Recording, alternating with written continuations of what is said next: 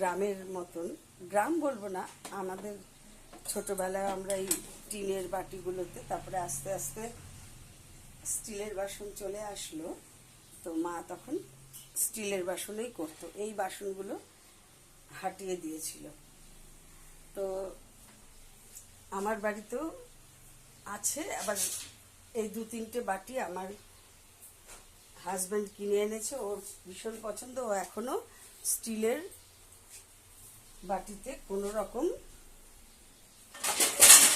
কিছু করতে চায় না।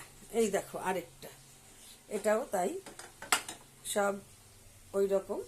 তো আমারও এখন হঠাৎ একটু ইচ্ছে হলো, এটা আমার বরের স্পেশাল বাটি, তো আমার একটু ইচ্ছে হলো যে একটু নস্টালজিক হয়ে যাই, একটু আমি আর আমার কাজের বউ বিমলা, ও আমার অনেক দিনের জান পেহচান, তো একটু আমরা লাল চা খাবো।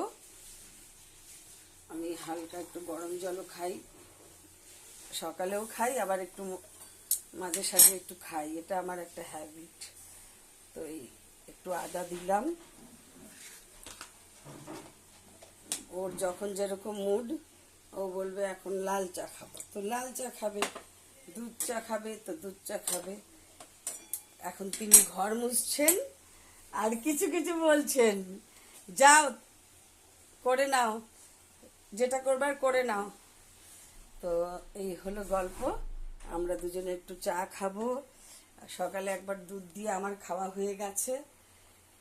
চা হচ্ছে এনার্জি ড্রিঙ্ক, এটা আমার বন্ধুরা সবাই বলে থাকে, যারা এটা পছন্দ করে।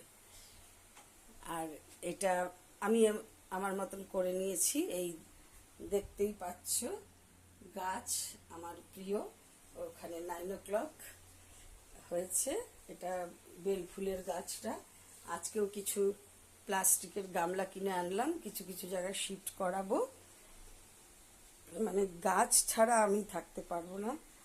আর ওই কাঁচা আম এনেছিলাম, এখনো কিছু করে উঠতে পারিনি, করব আস্তে আস্তে, শরীরটাও ভালো থাকে না, সব কিছু মিলিয়ে মিশিয়ে।